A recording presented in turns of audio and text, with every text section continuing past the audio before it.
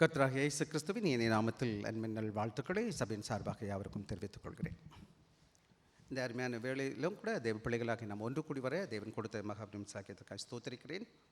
வந்து ஒவ்வொருவரையும் தேவன் ஆசீர்வதிப்பாராக. உங்களை பார்த்தது எனக்கு ரொம்ப சந்தோஷம். தயவுசெய்து தவறாமல் வாங்க. உங்களுக்கு கர்த்தரோட வேத்து அப்படி தான் நமக்கு சொல்லுகிறது. காலையில் வர முடியல, நான் மாலையில் வர பாருங்கள். காலையிலையும் மாலையிலையும் திருச்சபை வைத்தது ஒரே நோக்கம் என்னென்னா, காலையில் வர முடியாதவங்க மாலையில் வந்து அவங்க தேவ ஆசீர்வாதத்தை பெற்றுக்கொள்ளணும். தேவ ஆராதனை என்ன செய்யக்கூடாது, அவங்க தவிர்க்கக்கூடாது அப்படி என்பதற்காக நான் வைத்திருக்கிறோம். எனவே தயவுசெய்து அந்த மனதில் வைத்துக்கொள்ளுங்கள், உங்கள் நன்மைக்காக சொல்கிறோம். எனவே வேதம் அப்படி தான் சொல்கிறது. சபை கூடியவர்களே சில விட்டு விடுகிறது போல நாமும் என்ன செய்யக்கூடாது, விட்டுவிடக்கூடாது என்பதை சொல்லியிருக்கு. எனவே நாம் கர்த்தருடைய வார்த்தையை கேட்பதற்கு நாம் திருப்பிக் கொள்வோம். வேத பகுதி நமக்கு இன்றைக்கு எடுத்துக்கொண்ட வேத பகுதி வெளிப்படுத்தல் 21வது அதிகாரம் 1 முதல் 5 வேத வசனங்கள். கடைசி புத்தகத்தில் கடைசி அதிகாரத்துக்கு முதல் அதிகாரம் 22 அதிகாரம் வெளிப்படுத்தல் இருக்குது. ஸோ 21வது அதிகாரத்தில் 1 முதல் 5 வசனங்களை வாசிக்க சற்று கேட்டிருக்கிறோம்.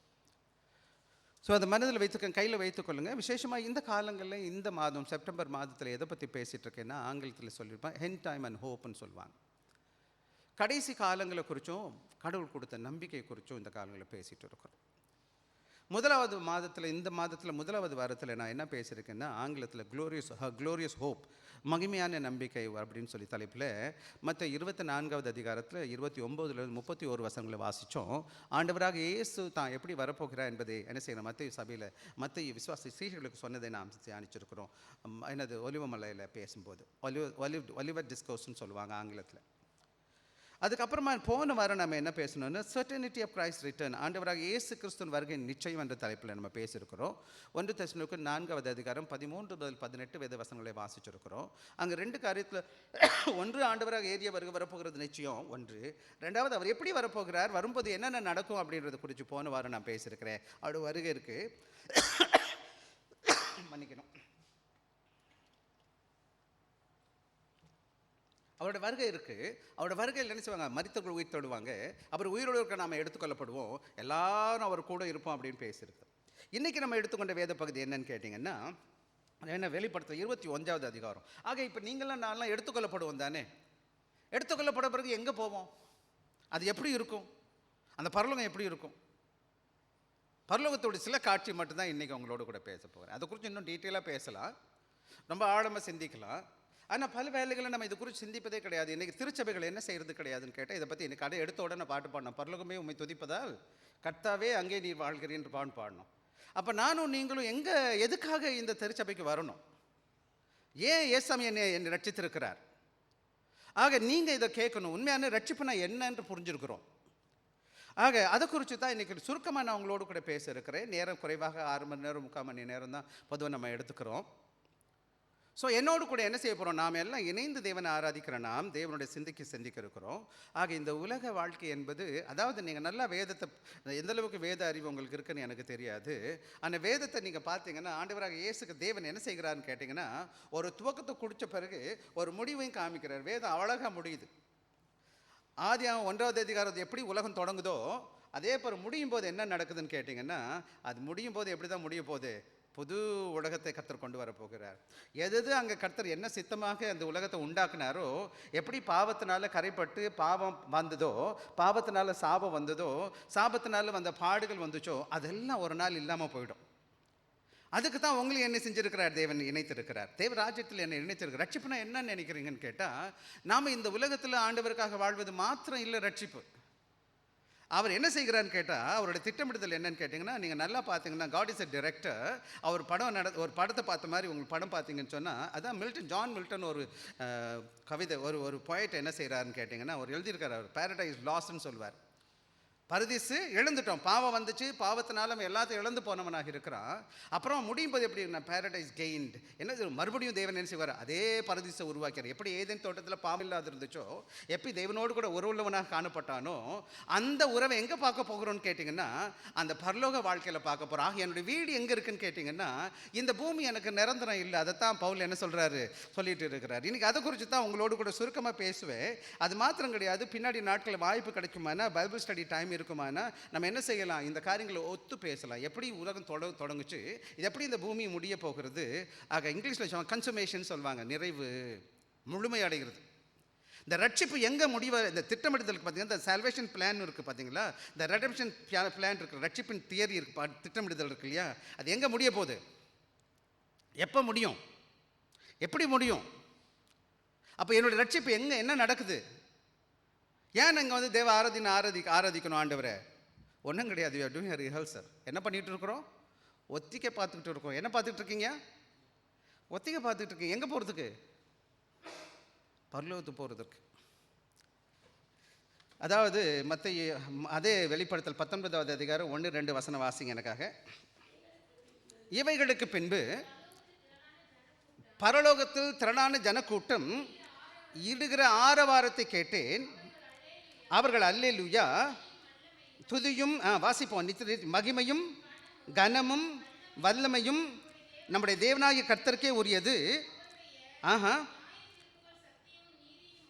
அப்படியே நீங்கள் வாசிச்சு பாருங்க. அது என்ன நடக்கும்னு கேட்டிங்கன்னா, ஒரு நாள் நம்ம எல்லாம் அங்கே போக போகிறோம். இங்கே பார்த்தீங்கன்னா ஆண்டவரை துதிக்கிறோம், பாடுறோம், புகழ்கிறோம், ரைட்டு, சந்தோஷம். பரலோகத்தில் என்ன பண்ண போகிறோம்? நம்ம எல்லாரும் சேர்ந்துட்டு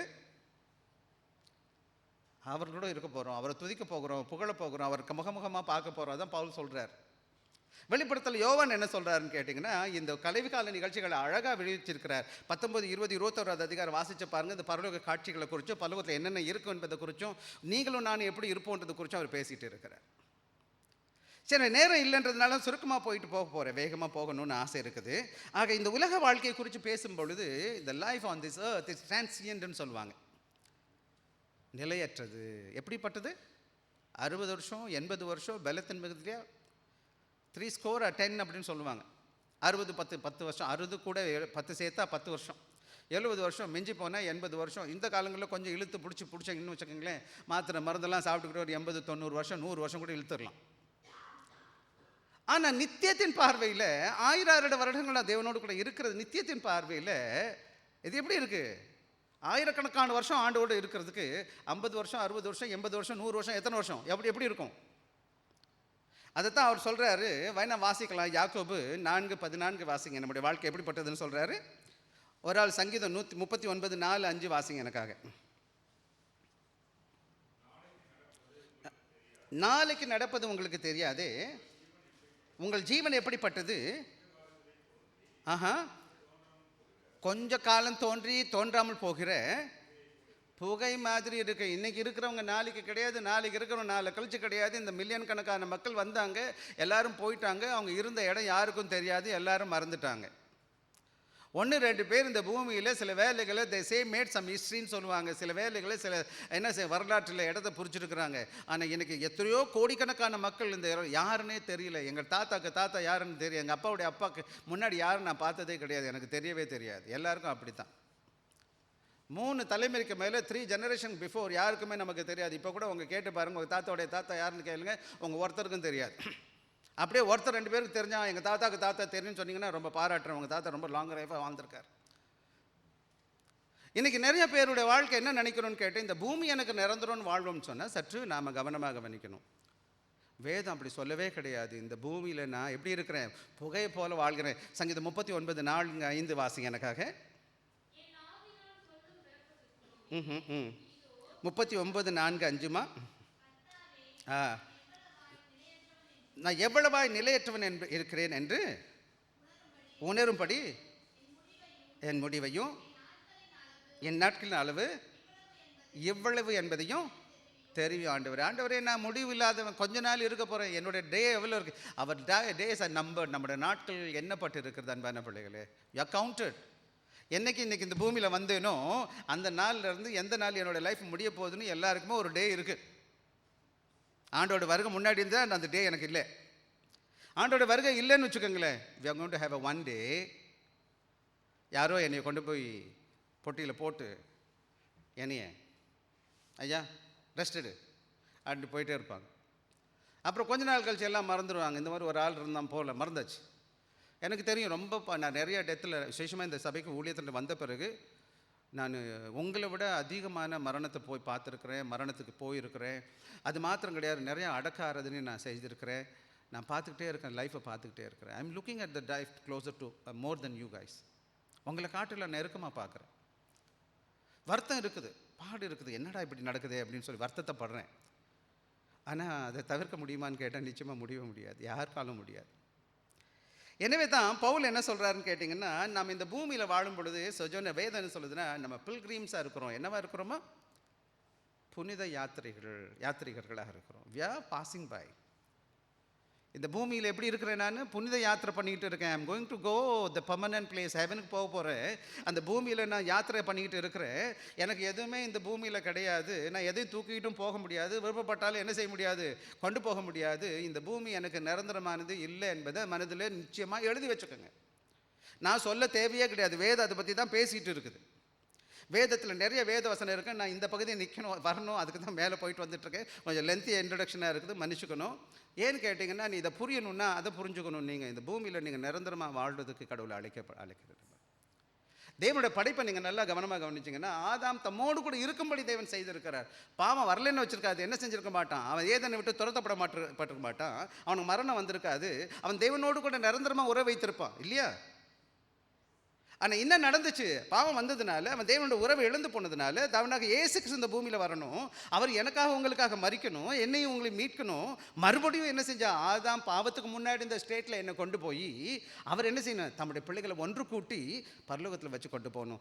எந்த ஆதாமை எப்படி உருவாக்குனார் பாவம் இல்லாத உலகத்தை, அதே பாவம் இல்லாத உலகத்தை நாம் மறுபடியும் சந்திக்க இருக்கிறோம். அப்படிப்பட்ட ஆசீர்வாதத்தை பெறுவதற்கு தேவன் உங்களை என்னை அழைத்திருக்கிறார். அதை பற்றி தான் பேசிகிட்டு இருக்கு இந்த வேத பகுதி.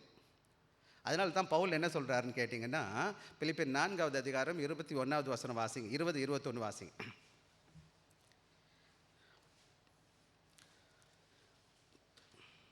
பிலிப்பியர் 4 20வது வசனம் தம்பி. 3:20 மன்னிக்கணும், 3:20. நம்முடைய குடியிருப்போ பரலோகத்தில் இருக்கிறது, அங்கே இருந்து கர்த்தராக இயேசு கிறிஸ்து என்னும் ரட்சகர் வர எதிர்பார்த்துக்கணும். போது 3:20 போகுது. அப்போ எங்கே இருக்குது நம்ம சிட்டிசன்ஷிப்? எங்கே இருக்கியா? உண்மையான சிட்டிசன்ஷிப் இந்தியாவில் கிடையாது, சிங்கப்பூரில் கிடையாது. நம்மெல்லாம் பர்மனன்ட் சிட்டிசன். இங்கே வேணால் பர்மனன்ட் ஸ்டேட்டஸில் கொஞ்ச நாள் இருக்கலாம் போல், கொஞ்ச நாள் 60 வருஷம் 80 வருஷத்துக்கு. சிங்கப்பூர்லேருந்து வெளிநாட்டிலேருந்து வந்த பிள்ளைகளுக்கு இந்த ஊரோட அந்த பர்மனன்ட் ஸ்டேட்டஸோ அல்ல சிட்டிசன்ஷிப் ஸ்டேட்டஸ் ரொம்ப நல்லா புரியும். இந்த பூமியில் இருக்கும்போது எப்படி தான் நம்ம எல்லாம் இருக்கிறோம். விசேஷமாக நிறைய பேருக்கு இந்த PR 1 இல்லை, அல்லது சிங்கப்பூர் சிட்டிசன்ஷிப் சிங்கப்பூரில் இல்லைன்னு வச்சுக்கோங்களேன். அந்த 2 வருஷம், இந்த 4 வருஷம் இல்லை, மிஞ்சி போனால் PR இருந்தால் 5 வருஷம், 5 வருஷத்துக்கு அப்புறம் திருப்பி போய் கீழே நிற்கணும். ஆண்டவரே என்ன செய்யணும்? ஐயா எனக்கு ரினியூவல் பண்ணி கொடுங்க. 2 வருஷத்துக்கு அப்புறம் உங்களோட பெர்மிட் இருக்குன்னா அதை ரினியூவல் பண்ணணும். இங்கேயும் ஆண்டவர் ரினியூ பண்ணிக்கிட்டே இருக்கார் நம்ம லைஃப்பை. 60 வருஷம், 80 வருஷம், 90 வருஷம், மிஞ்சி போனால் 100 வருஷம். தம்பி உன் டிக்கெட் முடிஞ்சு போச்சு, உன் விசா இல்லைப்பா, வந்துரு. கொஞ்ச நாளைக்கு விசா கொடுத்துருக்குறார். உண்மையான சிட்டிசன்ஷிப் எங்கே இருக்குது? இப்போ நம்ம இந்தியாவிலேருந்து வந்தவங்களே எங்கே உண்மையான சிட்டிசன்ஷிப் இருக்குது? இந்த பூமியின் அடிப்படையில் பார்க்கும்போது சிங்கப்பூர் நிரந்தரம் உங்கள் எல்லாருக்கும் தெரியும். ஒரு நாளுக்கு நம்ம இந்தியா போய் தான் ஆகணும்னு தெரியும். அதே போல் இந்த பூமியில் இருக்க எல்லா நாட்டு பிரஜைகளுக்கும் ஆண்டோட வசனம் சொல்லுது, இந்த பூமி எப்படி கிடையாது? டெம்பரரின்னா என்னது? நிரந்தரம் இல்லாதது, தற்காலிகமானது. இன்றைக்கோ நாளைக்கோ நாளை கழிச்சோ ஆண்டவர் எப்போ கூப்பிடுறாரோ, முன்னாடியோ பின்னாடியோ அவரோட வருகை இருக்குமான சந்தோஷம், இல்லைன்னா நான் போய் சேர வேண்டியிருக்கும். எனவே தான் இந்த உலகத்தில் நாம் எப்படி பார்க்கணுன்னு கேட்டிங்கன்னா, என்னுடைய பயணமானது நித்தியத்தை நோக்கிய பயணமாக இருக்கிறதுனால, எனவே என்னுடைய சிந்தைகளும் எல்லா காரியங்களும் ஆண்டவரை அடுத்ததாக காணப்படுவது சிறப்பானதாக இருக்கும். இந்த உலகத்தில் எப்படி நான் வாழ்கிறேன் என்பது ரொம்ப முக்கியமானது காரியம். அன்பான பிள்ளைகளுக்கு இன்னொன்று அடுத்த செய்தியில் வேணால் நான் ட்ரை பண்ணுறேன் மற்ற காரியங்களை சொல்லிக் கொடுக்கறதுக்கு. இன்றைக்கி நான் சொல்ல போகிற ஒரு சில காரியங்கள் என்னன்னு கேட்டிங்கன்னா, எப்போவுமே நான் 3 சொல்லுவேன். இப்போ டீட்டெயிலெல்லாம் சொல்லாமல் நான் ஒவ்வொன்றா நான் போகிறேன். ஆக இன்றைக்கி நாம் எங்கே போக போகிறோம்? புது வானத்துக்கும் புது பூமிக்கும் போக போகிறோம். வெளிப்படுத்தல் 21வது அதிகாரத்தை மறுபடியும் எடுத்துக்கங்க. எனக்காக நிறுத்தி நிதானமாக வார்த்தையாக வாசிங்க. எல்லோரும் வாசித்து புரியறதுக்காக நான் வாசிக்க விரும்புகிறேன். எடுத்துக்கங்க 21வது அதிகாரம் 1 முதல் 5 வேத வசனங்களை எடுத்து சத்தத்தை உயர்த்தி நிறுத்தி நிதானமாக வாசிங்க. பின்பு நான் வானத்தையும் புதிய பூமியும் கண்டேன். முந்தின வானமும் முந்தின பூமியும் ஒழிந்து போயின, சமுத்திரமும் இல்லாமல் போயிற்று. யோவானாகிய நான் பரிசுத்த நகரத்தை இறங்கி வர கண்டேன். புருஷனுக்காக அது தன் புருஷனுக்காக அலங்கரிக்கப்பட்ட மணவாட்டியை போல ஆயத்தமாக்கப்பட்டிருந்தது. மேலும் உண்டான பெரும் சத்தத்தை கேட்டேன். ஆ இதோ ஆ இருக்கிறது. அவர்களிடத்தில் அவர் வாசமாக இருப்பார். அவர்களும் ஜனங்களாக இருப்பார்கள். தேவன் தாமே இருந்து. ஓகே, இங்கே கூட நான் போட்டிருப்பேன் போல் அந்த வேத பகுதியை, மன்னிக்கணும். அடுத்தது வாசிங்கம்மா. ஆஹா. துடைப்பார். இனி மரணமும் இல்லை, துக்கமும் இல்லை, அலறுதலும் இல்லை, வருத்தமும் இல்லை, ஒழிந்து போயின என்று விளம்பினது. 5வது வசனம். வீற்றிருந்தவர் இதோ புதிதாக்குகிறேன் என்றார்.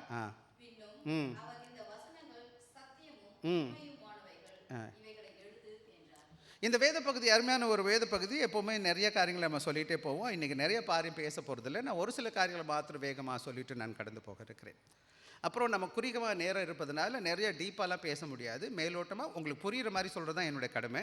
எனவே முதலாவது நம்ம என்ன பார்க்க போகிறோன்னா, இந்த வேத பகுதியில் பார்க்கும்போது 3 காரியங்களை பார்க்க போகிறோம். என்ன பார்க்கலான்னு பார்க்கலாம். நம்ம வாசிப்போமா?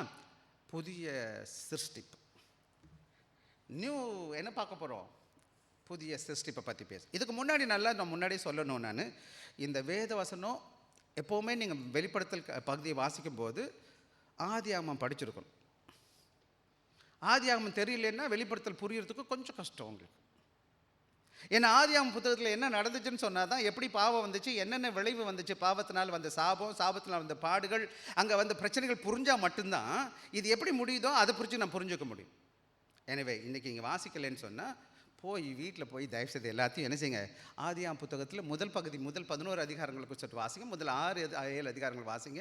அது ஒரு பெரிய நெரேட்டிவ், அழகாக தேவன் விவரிச்சுக்கிட்டே போயிட்டுருக்கார். ஸோ இன்றைக்கி நம்ம எடுத்து வாசிக்கலாம். எனக்காக 3 காரியங்களை ஒன்றொன்னா நான் வாசிக்க போகிறேன். இன்றைக்கி 3 முக்கியமான காரியம் இந்த வேத பகுதியில் சிந்திக்க இருக்கிறோம்.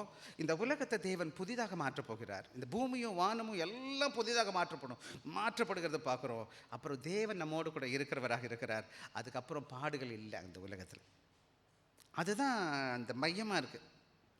இன்னும் சொல்லப்போனால் ஆதாமுக்கு பாவத்துக்கு முன்னாடி இந்த உலகம் எப்படி இருந்துச்சோ அதே உலகத்தை, அதே ஆசீர்வாதத்தை, அதே உறவை தேவன் நமக்கு கொடுக்க போகிறார் பரலோகத்தில்.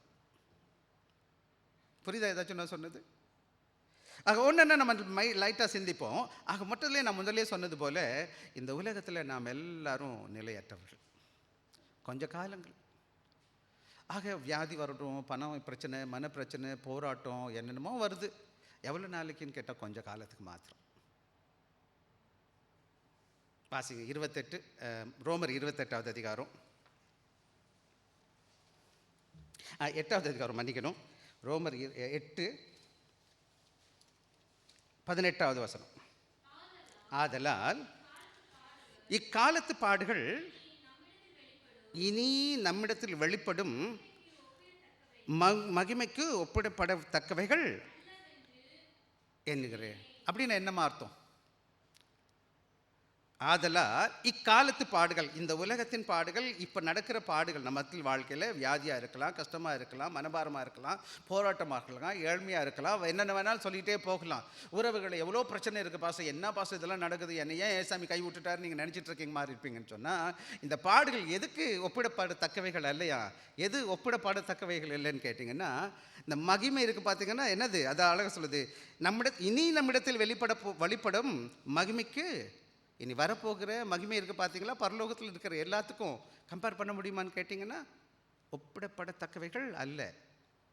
அதே இது பவுல் என்ன சொல்கிறாரு, 2 கொரிந்தியர் 4வது அதிகாரம் 17வது வசனம் வாசிங்க எனக்காக.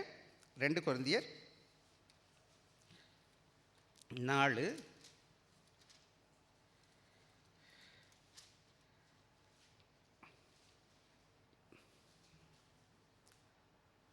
4:17 வாசிங்க. இமேலும்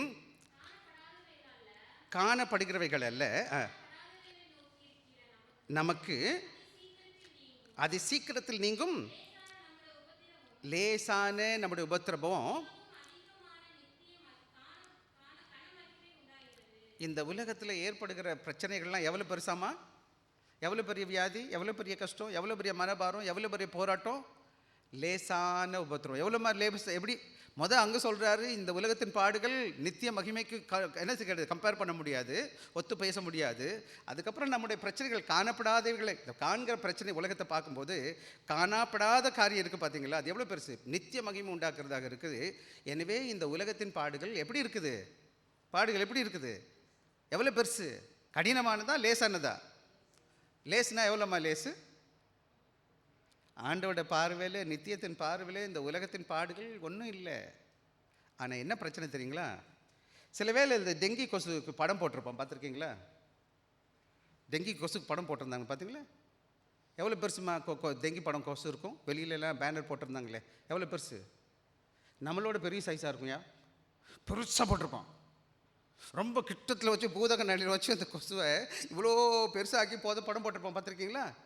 அது மாதிரி நம்ம ரொம்ப கிட்டத்தில் போய் என்ன பார்க்குறது, நம்ம பிரச்சனையை பார்க்குறது, நம்ம மட்டும் நம்மளை பார்த்துக்கிட்டே உட்காருது. என்ன ஆண்டவர் இப்படி என்ன பண்ணிவிட்டாரு, நான் ஏன் இவ்வளோ கஷ்டப்படணும், நான் என்னையவே மையமாக பார்த்துக்கிட்டு உட்காந்துருக்கிறேன். நான் இந்த உருப்பெருக்கி கண்ணாடியில் போய் ஒரு சின்ன புழுவை வச்சுக்கிட்டு கையில் வச்சு நோண்டிக்கிட்டு பெருசாக பார்த்துட்டு இருப்போம் இல்லையா, அது மாதிரி we are looking at our own self.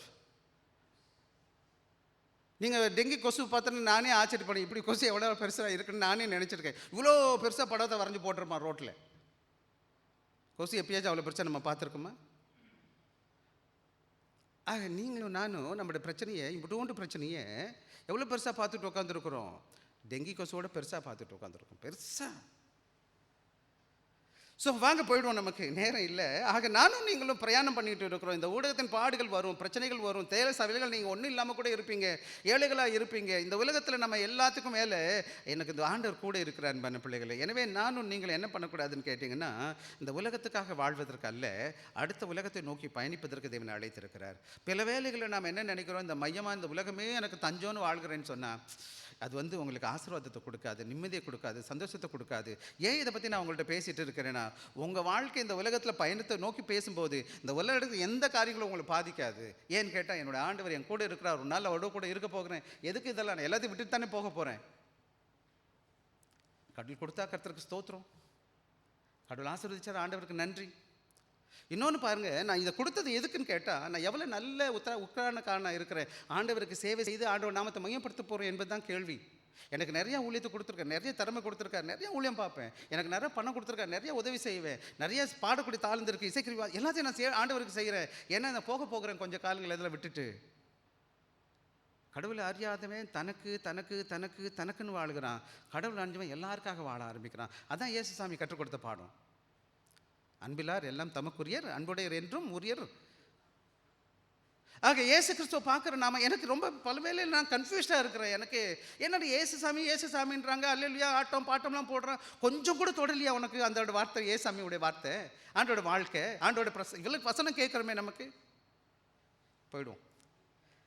ஆக நானும் நீங்களும் என்ன செய்யணும்னு கேட்டிங்கன்னா, அதாவது தேவனுடைய பிள்ளைகளுக்கு கடவுள் கொடுத்த பெரிய நம்பிக்கை என்னன்னு கேட்டால், இந்த பரலோக நம்பிக்கை ஒவ்வொரு கிறிஸ்தவனுக்கும். அது நிச்சயமாக ஆண்டவரோடு கூட இருக்க போகிற அது பெரிய வாக்கு தத்துவம். இந்த உலகத்தில் என்ன செய்யுதுன்னு கேட்டால், இந்த பகுதி என்ன காமிக்குதுன்னு கேட்டால், அந்த பரலோகத்தில் ஒரு சின்ன காட்சி தான் காமிக்குது. ரொம்ப டீப்பாலாம் எனக்கு சொல்லப்படலை, மேலோட்டமாக சொல்லியிருக்குது. அங்கே போய் பார்த்தா தான் தெரியும். பவுல் சொல்கிறார்ல, முகமுகமாக நான் பார்க்கும் பொழுது தான் புரியும்னு சொல்கிற மாதிரி, அங்கே போன பிறகு ஆண்டோட அழகில், அவரோட வாக்கு தத்தத்தில், அவரோட பிரசன்னத்தில் நிரந்தரமாக அவரோடு கூட இருக்க போகிறேன். இந்த வாக்கு தத்தத்தை நம்ம பிடிச்சிக்குவோம், இதெல்லாம் புதிதாக மாறும் அன்பான பிள்ளைகளே. வாசிக்கலாம், எனக்கு எடுத்தவங்க முதலாவது 21:1 வாசிங்க எனக்காக. பின்பு நான் புதிய வானத்தையும் புதிய பூமியும் கண்டேன், முந்திய வானமும் இந்த வேத பகுதியில் 3 முக்கியமான காரியங்கள் இருக்குது. நம்ம ஒன்றா நம்ம பேசுவோம். இந்த நியூ கிரியேஷன் என்னது? முதல்ல ஆண்டவர் உண்டாக்குனார். பூமி இருக்குது, இப்போ கூட இருக்குது, நம்மளாம் அங்கே தான் இருக்கிறோம். பூமி இருக்குது, எல்லாம் இருக்குது. இங்கே என்ன நடக்குதுன்னு கேட்டிங்கன்னா, எந்த பூமியை தேவன் உருவாக்கினாரோ, எந்த பூமி பாவத்தால் என்ன செஞ்சுருக்கு, பாழ்கடிக்கப்பட்டு இருக்குதோ, பாவத்தினால சாபத்தால் அழிந்து இருக்குதோ, சாபத்தினால வந்த விளைவுகளால் இந்த உலகமே பாடுபட்டுக்கிட்டு இருக்குதோ, அந்த பூமியை பற்றி ஆண்டவர் பேசிட்டு இருக்கு. ஒரு நாள் வரும்போது என்ன நடக்கும்னு கேட்டிங்கன்னா, இந்த பூமி முற்றிலுமாக என்ன செய்யப்படும், புதியதாக மாற்றப்படும். ஒரு வசனம் வாசிக்கலாம். ஏசாயா 65வது அதிகாரம் 17வது வசனம் வாசிங்க. வர 2 பேதுரு 3:13 வாசிங்க.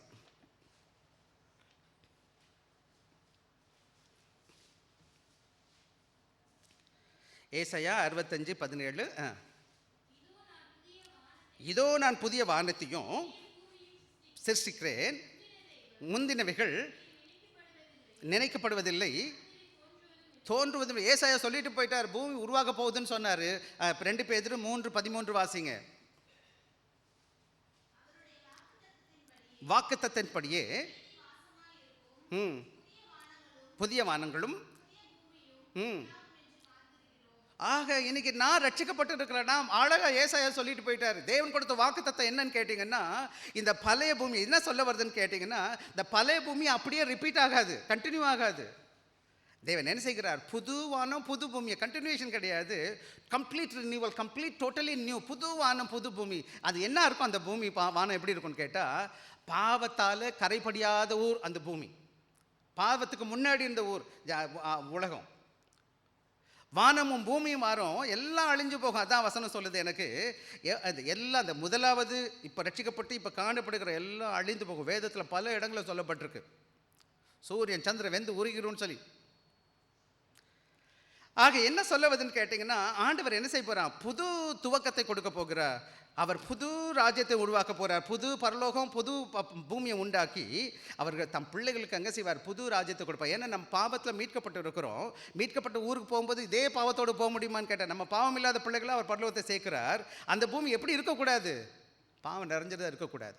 பாவம் இல்லாத உலகத்துக்கு தானே என்னை கொண்டு போகணும், அதுதானே பரலோகம். ஆக தேவன் என்ன செய்கிறாருன்னு கேட்டிங்கன்னா, ஹி வில் சேஞ்ச் நியூ அப்படின்னு பார்க்குறோம்.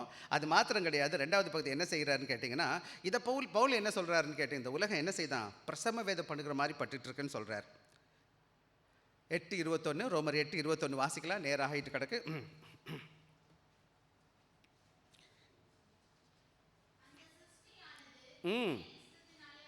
அல்ல, அதாவது மட்டும் 22வது வசனம், ஆகையால் நமக்கு தெரிந்திருக்கிறபடி இதுவரைக்கும் சர்வ சிருஷ்டியும் தவித்து. ஆக பாவத்துக்கு அப்புறம் இந்த உலகம் என்ன பண்ணுதுன்னு, இந்த சிருஷ்டி இருக்குது பார்த்தீங்களா, படைப்பு எல்லாம் என்ன பிரசவ வேதனை பட்டுக்கிட்டு இருக்கு. ஆங்கிலத்தை சொல்லும்போது ஹெவன் இஸ் என்ன செய்யுதுன்னு கேட்டிங்கன்னா, deliver the corruption into glorious liberty to our children of God. ஆக ஒரு நாள் வரும் பொழுது எல்லாம் முற்றிலுமாக விடுவிக்கப்படும். இந்த உலகமும் இந்த படைப்பும் எல்லாம் புதிதாக்கப்படும். அதை தான் இங்கே நம்ம பார்த்துக்கிட்டு இருக்கிறோம். அது மாத்திரம் இந்த பழசெல்லாம் போயிடுமா? என்ன போயிடும்? இந்த ஓல்டு எல்லாம் போயிடும், பழசெல்லாம். அங்கே இன்னொரு முக்கியமான காரியம் என்னென்னு நான் பார்க்குறோன்னு கேட்டிங்கன்னா, நான் ஒவ்வொன்றா நான் போட்டுட்டு இருக்கிறேன். New renewal of new creation, totally new. அது மாத்திரம் கிடையாது, ஆப்சன்ஸ் ஆஃப் சி. அங்கே என்ன இல்லையா? சமுத்திரம். ஏன் சமுத்திரம் இல்லை?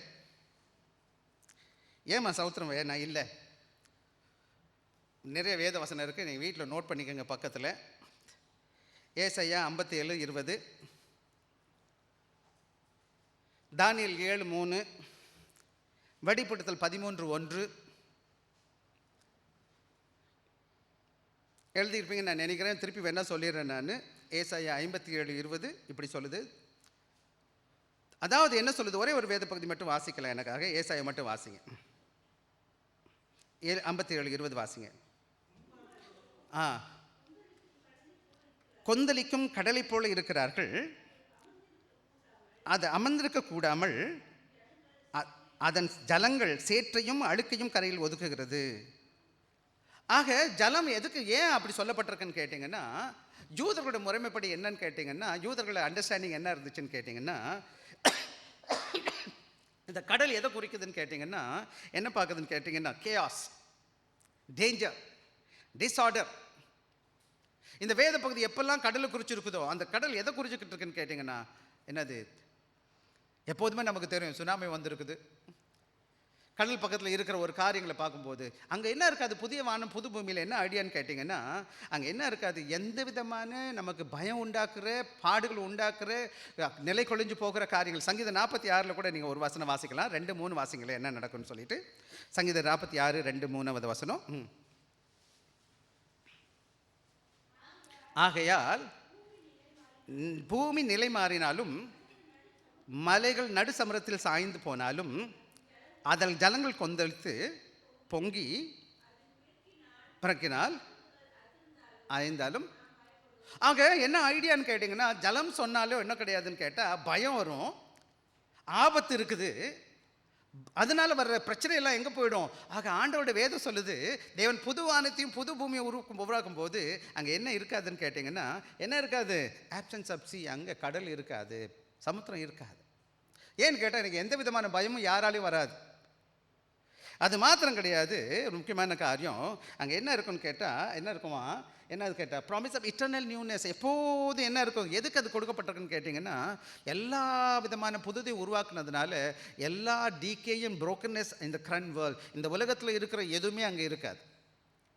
நம்ம முன்னாடி வாசித்தோம், ஏசாயா 65:17 வாசிக்கலாம் எனக்காக.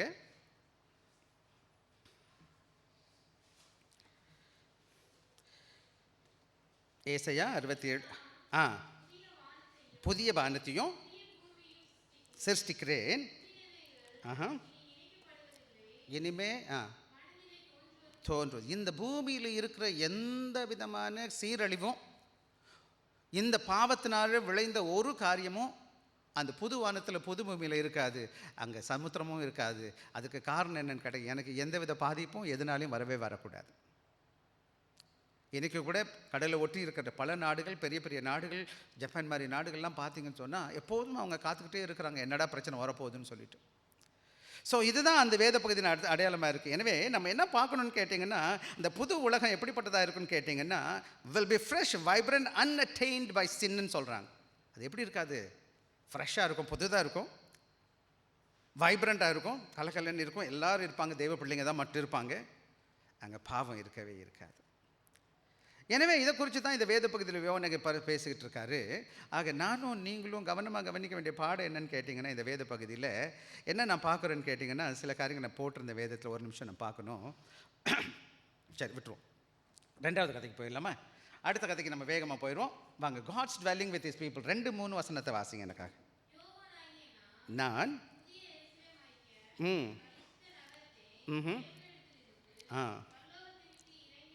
இறங்கி வர கண்டேன்.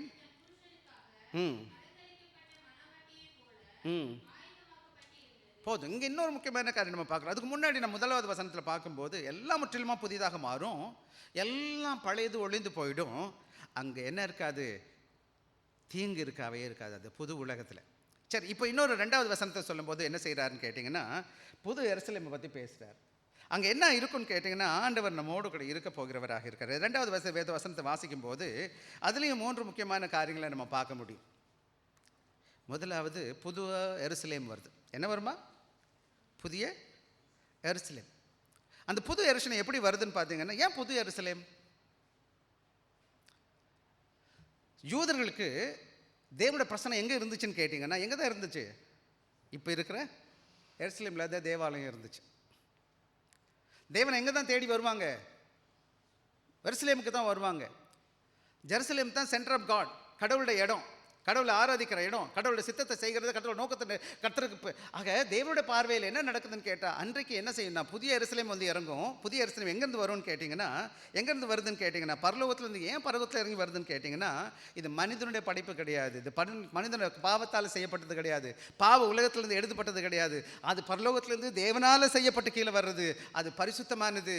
தேவ பிள்ளைகள் தேவனை தேடி போவதற்கும் தேவனை ஆராதிப்பதற்கும் அங்கே அந்த பரிசுத்த புதிய எருசலேம் காணப்படும். அது எதை காமிக்குதுன்னு கேட்டால், பரிசுத்த புதிய எருசலேம் தேவனுடைய பிரசன்னத்தை காமிக்குது, தேவனுடைய இடம், தேவனை ஆராதிக்கிற இடத்தை பற்றி பேசிகிட்டு இருக்கு. அங்கே என்ன நடக்கும்னு கேட்டிங்கன்னா, தொடர்ந்து வாசிங்க எனக்கு. அவர் என்ன செய்வாராம்? புதிய எருசலேம் என்ன இருக்குன்னு கேட்டிங்கன்னா, 2வது பகுதி வாசிக்கலாம்.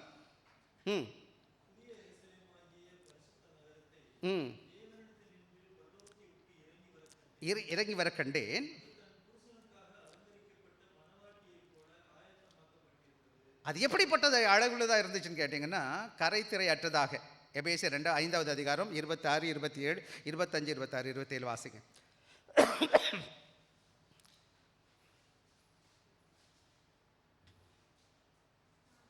வாசிப்போமா?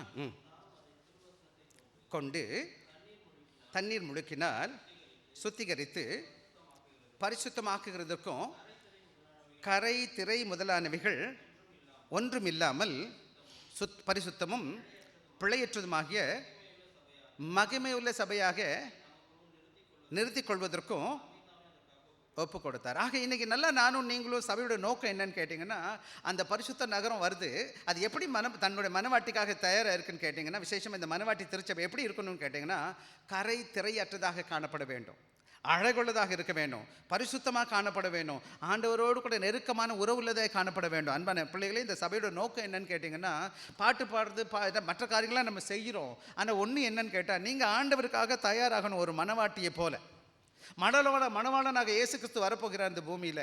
அவர் வரும்போது இந்த திருச்சபை எதுக்கு ஒப்பா இருக்குன்னு கேட்டால், மனவாட்டிக்கு திருச்சபையான்னு சொல்கிறோம். இந்த திருச்சபை இருக்கணும், பரிசுத்தமானதாக இருக்க வேணும். ஒரு நாள் வரும், வெளிப்படுத்தல் 19வது அதிகாரம் 7-8 வசனம் எனக்காக வாசிங்க.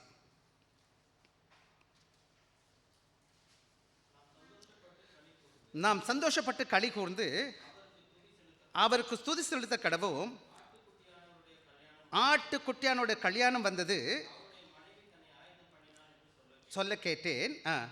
பரிசுத்தமும் சித்தமும் பிரகாசமான தரித்து தள்ளிக்கொள்ளும்படி அளிக்கப்பட்டது வஸ்திரம் நீதிகளே. ஆக பாருங்களேன், என்ன நடக்கும்னு கேட்டிங்கன்னா, ஆண்டவராக இயேசு கிறிஸ்து வரும், புது பூமி வரும், புது வனம் வரும்.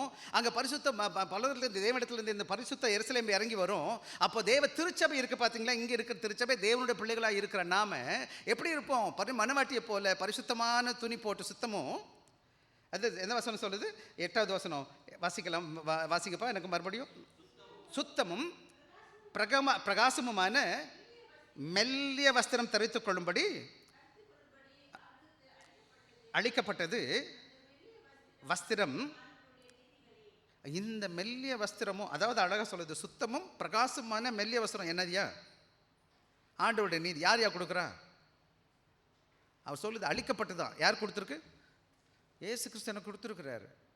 இது என்னுடைய நீதி இல்லை. அந்த பரிசுத்தமான அல்லது பிரகாசமான அந்த மெல்லிய வஸ்திரம் இருக்குது பார்த்தீங்களா, நான் எதை வரிச்சிருக்கிறேன்? ஆண்டவராக இயேசு கிறிஸ்துவின் நீதியை நான் தரித்திருக்கிறேன். இந்த மனவாட்டி திருச்சபை ஆண்டவராக இயேசு கிறிஸ்துவை சொந்த ரட்சகராக ஏற்று ரட்சிக்கப்பட்டு இந்த பூமியில் கரை இல்லாதபடி, திரை இல்லாதபடி இந்த உலகத்தில் பரிசுத்தமான சபையாக தயார் செய்யணும். அதுதான் இந்த சபைக்குடைய வேலை. நம்ம நினைக்கிறோம் கூத்தடிக்கலாமா, மேஜடிக்கலாம், இதுதான் போட்டுட்டு இருக்கலாம்னு நினச்சிட்டு இருக்கோம். நிறைய சபைகள் ஏதோ செஞ்சுட்டு உட்காந்துருக்குறாங்க. அவங்க ஐடியாலஜி என்னாச்சுன்னா தப்பாக போயிடுச்சு. ஆக இன்னைக்கு நான் எதுக்கு செய்ய ரெடி ஆகிட்டு இருக்கேன்னு கேட்டிங்கன்னா, இந்த சபையோட எல்லா நிகழ்ச்சிகளும் ஒன்றை மட்டும்தான் நோக்கி பார்க்கணும். ஆண்டவராக இயேசு கிறிஸ்து இன்று ராத்திரியில் வருவாருன்னு சொன்னால் அவரோட வருகை இருக்குமானா, நானும் நீங்களும் அவரோட வருகையில் எடுத்துக்கொள்ளப்படுவதற்கு தயாராக இருக்குமா? ஒரு மனவாட்டியை போல. கல்யாண நாள் வந்துச்சு, அதான் வசனம் 7 சொல்லும்போது என்ன வந்துச்சாப்பா? 19:7. களி கொடு. எப்படி சந்தோஷப்படணும்? மனவாட்டிக்கு பாரு, கல்யாண நாள் வந்துருச்சுங்கய்யா. மனவாட்டி எப்படிப்பா இருப்பா? இங்கே சகோதரிகளுக்கெல்லாம் கேட்குறேன், எப்படிப்பா இருந்துச்சு உங்கள் திருமண நாள்? ரொம்ப எத்தனை பேர் ஒப்பாரி வச்சுட்டு இருந்தீங்க? இன்றைக்கி ஏன்டா எனக்கு முக்கியமான நாள், ஐயோ நான் ஒப்பாரி வைக்கிறேன் பாரு.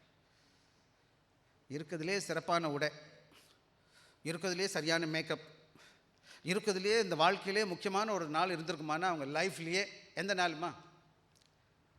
எப்படிப்பா இருந்திருப்பீங்க? ஒரு சிலருக்கு வருத்தமாக கூட இருந்திருப்பீங்க, எனக்கு தெரியல. நீங்கள் எவ்வளோ உங்கள் சரீர உலக வாழ்க்கையில் நீங்கள் எப்படி இருந்தீங்களோ எனக்கு தெரியாது. ஆண்டோட வருகை எப்படி இருக்கும்னு நீங்கள் நினைக்கிறீங்க? துக்கமான நாளாக இருக்குமா? ஆனால் இருக்கும் ஒரு ஆளுக்கு, ஒரு சிலருக்கு. யார் ரெடி ஆகாமல் இருக்கிறாங்களோ அவங்களுக்கு இருக்கத்தான் செய்ய போகுது. யார் தன்னை தயார் பண்ணலையோ, ஆண்டவருக்கு பிரியமாக வாழலையோ, இந்த உலகம் பஞ்சம் தஞ்சம், இந்த உலகம் நான் இப்படியே வாழ்கிறேன், பண்ணி மாதிரியே இருக்கிறேன். பண்ணிக்கு ஒரு பிரச்சனை இருக்குது. பண்ணி பிரச்சனை தெரியுமா உங்களுக்கு? பன்றி குட்டி. என்ன என் பன்னிக்கு பற்றி எப்பவுமே வானத்தை பார்க்க தெரியுமா உங்களுக்கு? ஒரே ஒரு நாள் தான் பார்க்குமா. எப்போ மட்டும்தான் பார்க்கும்? சாகிறப்ப மட்டும்தான். அப்போ தான் அது வெட்டும்போது தான் தூக்கி, அப்போ இப்படி ஒன்று இருக்கா, இவ்வளோ நாள் இங்கேயே நான் பார்த்துக்கிட்டு இருந்தேனே. எதை பார்த்துட்ருக்கேன்? பொண்ணு அங்கே, அது குப்பை, அந்த களி, அது எல்லாத்துக்கும் இந்த குப்பையே பார்த்துக்கிட்டு தெரியுது. நீங்களே உங்களை பார்த்துக்கோங்க எப்படி இருக்கீங்கன்னு சொல்லிட்டு. ஆக இந்த மனவாண்டனாக இயேசு கிறிஸ்து வரப்போகிறார், மகிமையை வரப்போகிறார், புது பூமி, புது ஆசீர்வாதம், புது பங்களா கொடுக்க போகிறார், மேன்ஷன்ஸ் கொடுக்க போகிறார். அங்கே நான் அவரோடு கூட இருக்க போகிறேன். அவருக்கு நான் ஆயத்தமான மகனாக வாழணுமா? அப்படி இல்லாமல் எப்படி வாழணும்? இந்த பன்னிக்குட்டி மாதிரியே பூமியே பார்த்துட்ருக்கேன். அதான் கொலோசை சபை சொல்லும்போது எப்போதும் கீழானவைகளில் மேலானவைகள் நோக்கி பாருங்கன்னு சொல்கிறார் அவர். பவுல் சொல்கிறார்.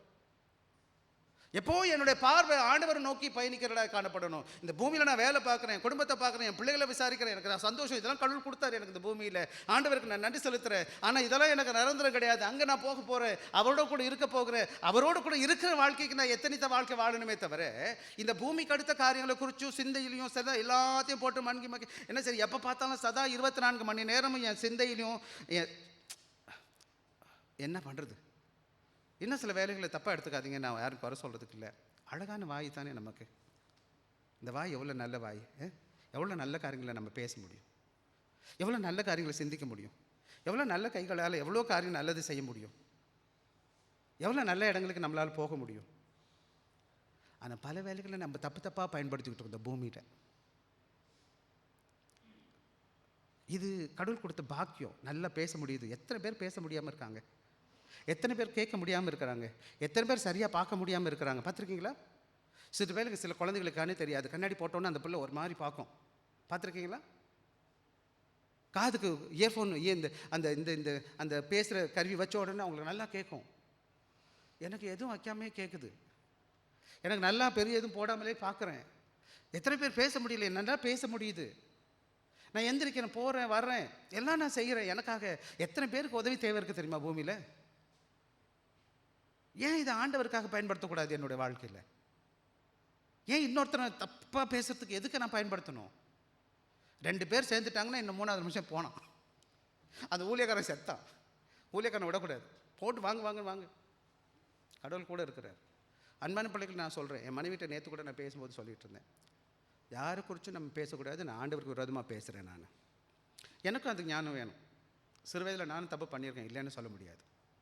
இப்போவும் நான் கற்றுக்கிட்டே இருக்கிறேன். ஆனால் கற்றுக்கிட்டு இருக்க பாடம் என்னன்னு கேட்டேன், நான் ஆண்டவரை நோக்கி பார்க்கணுமே தவிர, ஆண்டவரை நெருங்கி வரணுமே தவிர, இந்த உலகத்துக்கு அடுத்த காரியங்களே வாழ்ந்து வாழ்ந்து வாழ்ந்து ஐயோ ஐயோ எனக்கு வருத்தமாக இருக்குது. ஏன் வருத்தம்னு கேட்டால், இந்த வேதவசம் நமக்கு தொடவே மாட்டேங்குதாப்பா.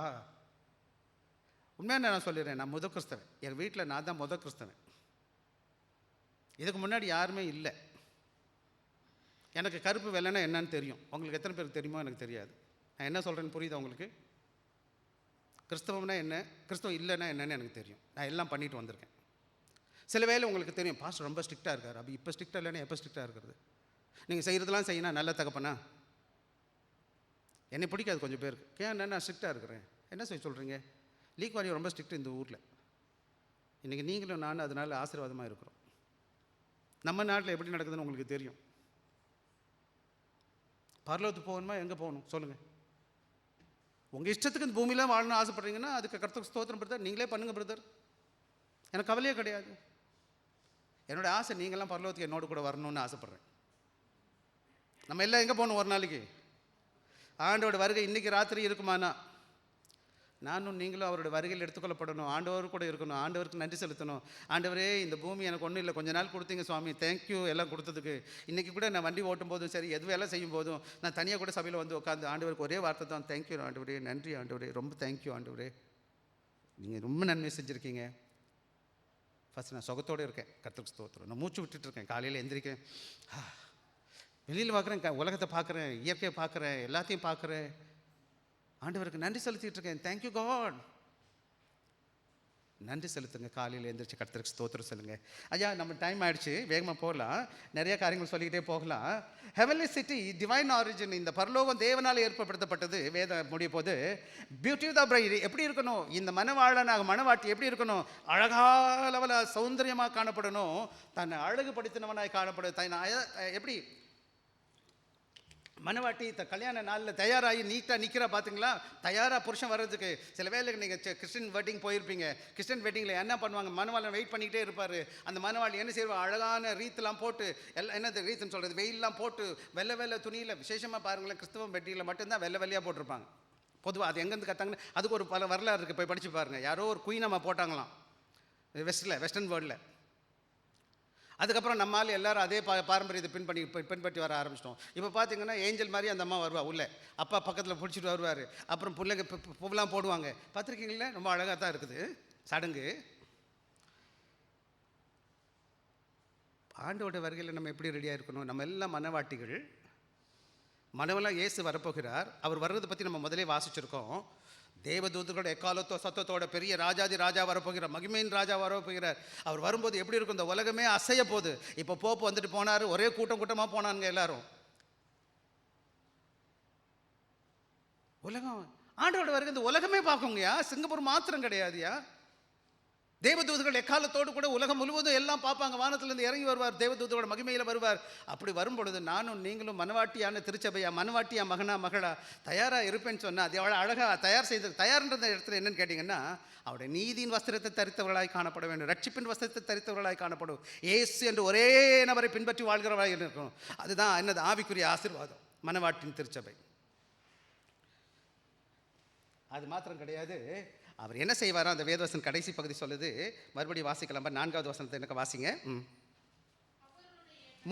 மூணாவது வசனம் வாசி. ஆஹா.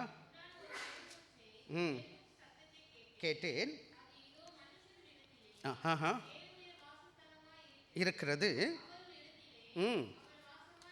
இருப்பார்.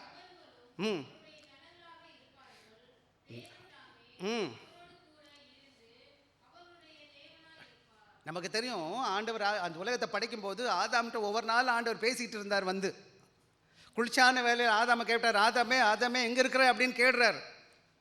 இப்போ அதே மாதிரி இப்போ வரமாட்டுறார். ஆனால் ஒரு நாள் வரும், அவர் என் கூட இருப்பார், அவருடைய பிள்ளைகளை நாம் இருப்போம், அவர் என் கூட இருப்பார். எப்படி ஆதாம் பாவத்துக்கு முன்னாடி உறவு இருந்துச்சோ அதே உறவு எங்களுக்கும் உங்களுக்கும் நம்ம யாருக்கும் கொடுக்கப்படும். ஏன்னா மனவாட்டியாக இருக்கிறேன், மனவனாக இயேசு கிறிஸ்து வரும்போது எனக்கு எந்த நிபந்தனையும் கிடையாது. அவரை சந்திப்பதற்கோ அவர்கிட்ட பேசுவதற்கோ அவரோடு கூட உறவு வைத்துக் கொள்வதற்கோ எனக்கு ஐக்கிய வைத்துக்கொள்ள எனக்கு கஷ்டம் கிடையாது. ஆண்டவர் படைத்த நோக்கம் என்னன்னு கேட்டால், மனிதனை படைத்த ஒரே நோக்கம் என்னன்னு கேட்டால், தேவனுடைய பிள்ளைகள் தேவனோடு கூட ஐக்கியமாக இருக்கணும். அதுக்கு தான் சபைக்கு வருகிறேன் நான், தேவனோட ஐக்கியப்படுவதற்கு. 7 நாள் 6 நாள் உலகத்தில் வேலை பார்க்குறேன். கடவுள் இல்லை, கடவுள் இல்லாத உலகம், செக்குலர் வேர்ல்டுன்னு சொல்லுவாங்க. பணம், பதவி, பட்டம், பொண்ணு, பொருள், ஆசீர்வாதம், சண்டை, சச்சரவு, ஏமாத்து, திருடு, கொலை, அயோக்கியத்தனம், கடவுள் இல்லாத உலகம். என் பிள்ளைக்காக தான் நான் அங்கே தான் வாழ்ந்துட்டு இருக்கிறேன்.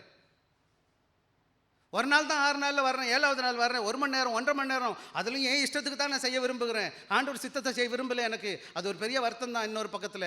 ஆனால் அந்த ஆண்டவர் எங்கே இருக்கிறார்? இங்கே நான் வந்து கற்றுக்கொள்கிற பாடம், இந்த ரிஹர்சல் இருக்குது பார்த்தீங்க, ஒத்திகை இருக்குது பார்த்தீங்களா, இதுதான் நிரந்தரமாக ஆண்டவர் சமூகத்தில் போகும்போது அவரோடு கூட நான் செய்ய போகிற ஐக்கியத்துக்கு. அதான் ஒரு ஊழியக்காரர் சொல்கிறாரு, ஜான் லெனாக்ஸ்னு ஒரு ஊழியக்காரர் சொல்கிறாரு, if you want to go to heaven and to want to be with the God, how much time did you spend on this earth for the Lord? பைபிளே வாசிக்கல, கர்த்தர் பிரியமாவே வாழல, how come you end up in heaven? What will you say to your God? ஆண்டவர் பார்த்து என்னமா சொல்லுவீங்க? ஐயோ நம்ம பைபிளே படிக்கல pastor ஐயா, உங்களை பற்றி எனக்கு ஒன்றுமே தெரியாது. ஒரு நாள் வாரத்துக்கு ஒரு நாள் கூட போனேன், அது கூட ஒப்புக்கு தான் போயிட்டு வந்தேன். ஒப்புக்குன்னா தெரியுமா உங்களுக்கு? சொல்லிக்கிட்டே போகலாம். என்ன நம்ம செஞ்சோம் ஆண்டவருக்கு? இயேசு கிறிஸ்துவின் சாயலை பார்க்கும்போது, ஒரு ஊழியம் பார்க்கும்போது அவர் எவ்வளோ தியாகமாக வாழ்ந்துருக்கிறார் இல்லையா? ஏசாமி பிரசங்கமே கேட்க தெரியாட்டி கூட பரவாயில்லைங்க, அந்த சிலுவையின் உபதேசம் ஒன்று மட்டும் போதுங்க, என்னை உருக்கி அவருக்காக வாழ வச்சுருங்க. எனக்கு உண்மையாகவே நான் ஒவ்வொரு வருஷமும் வாசிக்கும் போது அது எனக்கு குத்துது என் உள்ளத்தை. இன்னும் சொல்ல போனால் என் உள்ளத்தில் என்ன நடக்குதுன்னு கேட்டால், நான் சரியாக ஊழியம் பண்ணலை அப்படின்னு வருத்தப்படுறேன். உண்மையில் எனக்கு உண்மையான ஆசை, நான் இன்னும் சரியாக ஊழியம் பண்ணலை. இத்தனைக்கு நான் ஒரு நாள் சும்மா இருக்க மாட்டேன், ஒரு நாள் சும்மா இருக்க மாட்டேன். ஏதாச்சும் எனக்கு பண்ணணும், பண்ணிட்டு நான் நிம்மதியாக இருக்க முடியாது. கடவுளுடைய பிள்ளைகளுக்கு நான் சொல்கிறேன், அந்த ஆண்டவரோடு கூட நான் இருக்க போகிறேன்னு சொல்லி வேதம் சொல்லுது. வசனம் 3 கடைசி சொல்லுது, அவர்களும் அவருடைய ஜனங்களாக இருப்பார்கள், தேவன் தாமே அவர்களோடு கூட இருந்து அவருடைய தேவனாக இருப்பார். யார் இருப்பா? இவங்களும் அவங்களும் ஒன்றா இருப்பாங்க. அவர் தேவனாக இருப்பார். ஆதாம் பாவத்துக்கு முன்னாடி எப்படி சந்தித்தானோ, பேசினானோ, உறவு கொண்டானோ, இங்கே பார்த்தீங்களா அந்த பாவம் முடிஞ்சு போச்சா? இப்போ புதுசில். சரி, 4வது வசனத்துக்கு வந்துடுவோமா? வாசிங்கம்மா.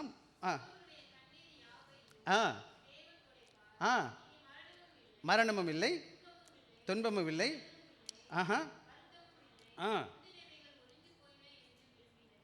அன்பான சகோதர சகோதரிகளுக்கு நான் சுருக்கமாக முடிச்சிடறேன், டைம் ஆகிடுச்சு எனக்கு. அங்கே துக்கம் கிடையாது. எங்கேயா பாவம் வந்துச்சு? பாவத்தினால் வந்த விளைவு தான் இந்த இதெல்லாம். பாவம் இல்லாத உலகத்தில் என்ன கிடையாது? ஆதாம் பாவம் செய்கிறதுக்கு முன்னாடி அங்கே மரணம் கிடையாது. பாவத்தினால் வந்த விளைவு தான் சாபம், சாபத்தினால் வந்த வது தான் இன்றைக்கி எல்லா உலகத்தின் பாடுகளும், மரணமும், என்ன இது நமக்கு இருக்கிற எல்லா பாடுகளும், வழிகளும், உறவில் வந்த பிளவுகளும் இந்த உலகத்தில் இருக்க எல்லாமே அந்த புது வானம், புது பூமி, புது எருசலேமில் என்ன இருக்காது? தேவனுடைய பிள்ளைகளாக இருப்பாங்க. தேவன் அவர்களோடு கூட இருக்கிறவராக இருக்கிறார். அவர் என்ன செய்வார்னு கேட்டிங்கன்னா, இந்த உலகத்தை தோற்றுவித்த பாவமில்லாத உலகம் எப்படி இருக்குன்னு கேட்டிங்கன்னா, அங்கே எந்த விதமான காரியங்களும் காணப்படாது. என்ன இருக்குது? End of sorrows and pain. There is no more sorrow and pain. முடியுது மாத்திரம் கிடையாது, அதுக்கப்புறமா நிரந்தரமாக என்ன கிடையாது? இந்த பிரச்சனையே கிடையாது, பிரச்சனைகள் கிடையாது. எல்லாத்துக்கும் மேலே மரணத்தை விட்டு அங்கே என்ன கிடையாதான்? மரணம் கிடையாது. பாவத்துக்கு முன்னாடி ஆண்டவர் சொன்னார் யாதாம், இந்த கனியை சாப்பிடாத, சாப்பிட்றனாலே சாகவே சாவாய். சாப்பிடாம இருந்ததுன்னா என்ன இருக்கும்? நித்தியமாக இருந்திருப்பான். இன்றைக்கி நீங்களும் நானும் நித்தியமாக தேவனோடு இருப்பதற்கு தேவன் வரப்போகிறார். ஏன் ஏசாமி வரணும் இந்த பூமிக்கு? நான் ஏன் பரலோகத்துக்கு போகணும்? தேவனுடைய உண்மையான படைப்பின் நோக்கம் என்னன்னு கேட்டால், நானும் நீங்களும் அவரோடு நிதமாக வாழ்வதற்கு. வாங்க, டைம் இல்லை. அந்த பகுதி 5வது வசனம் கூட வாசிச்சிருங்கப்பா. 5வது வசனத்தை வாசிங்க எனக்காக. வீற்றிருந்தவர், இதோ நான் சகலத்தையும் புதிதாக்குகிறேன். அவர் ஆண்டவரே உரைக்கிறவராக இருக்கிறார். இது மனிதன் சொன்ன வார்த்தை கிடையாது. இவ்வளோ நேரம் நம்ம வாசித்த வார்த்தை என்னுடைய வார்த்தையும் கிடையாது. நான் எழுதி வைக்கல, எனக்கு அவ்வளோ புத்தியெல்லாம் கிடையாது. இது ஆண்டவருடைய வார்த்தை. ஆண்டவர் அருளுகிறவராக இருக்கிறார். அது மாத்திரம் கிடையாது. அந்த வேதம் சொல்லுது, இதெல்லாம் ஆண்டோட வாக்குத்தத்தின் நிறைவேறுதல். அன்பான சகோதரி சகோதரி, யாருடைய நிறைவேறுதல்? ஆண்டோட வார்த்தை முழுவதும் சொல்லப்பட்டிருந்த காரியங்களை குறித்து லிவிங். அதனால் நான் வாழும் பொழுது எப்படிப்பட்ட நம்பிக்கையோடு வாழணும்னு கேட்டிங்கன்னா, அந்த ஆண்டோட வருகையை குறித்து சிந்தித்தவர்களாக காணப்படணும். டைம் ஆகிடுச்சு, நம்ம முடிப்போம். இந்த 3 காரியங்கள் நம்ம மனதில் வச்சுக்கோங்க. எல்லாவற்றையும் புதிதாக ஆண்டவர் மாற்றுகிறவராக இருக்கு. God will change everything new. அது மாத்திரம் கிடையாது. 2வது முக்கியமான காரியம், நம்ம எல்லாம் காட்ஸ் பிரின்சிபல் ரியலைஸ், ஆண்டவரோடு கூட இருப்போம். ஆண்டோட என்ன செய்வோம்? அவரோட உணர்வோம். அது மாத்திரம் கிடையாது. இந்த உலகத்தின் பாடுகள் எல்லாம், இந்த உலகத்தில் பாடு இருக்குது, மனபாரம் இருக்குது, போராட்டம் இருக்குது. அந்த உலகத்தில் ஒன்றுமே கிடையாது அன்பான பிள்ளைகளே. அப்படிப்பட்ட பெரிய நம்பிக்கை இருக்கும். நான் என்ன பண்ணணும்னு நீங்கள் கேட்பீங்கன்னா, ஒரு 3 காரியங்களை நான் வேகமாக சொல்லிட்டேன். Live with the hope, expectation. அப்படிப்பட்ட நம்பிக்கையோடு இந்த உலகத்தில் வாழ பாருங்கள். அது மாத்திரம் கிடையாது, இந்த உலகத்தில் ஆண்டவரோட உறவை முதலிடத்தில் வைத்து பாருங்கள். அது மாத்திரம் கிடையாது, ஃபோக்கஸ் இட்டர்னல் வேல்யூ. நித்தியத்தின் பிள்ளைகளாய், நித்தியத்தின் மகிமை உள்ள பிள்ளைகளாய், அப்படிப்பட்ட நல்ல நம்பிக்கையோடு வாழ்வதற்கு ஒப்புக் கொடுங்க. வாங்க, நம்ம எல்லாம் கண்ண முடியும், நாம் ஜெபிப்போம்.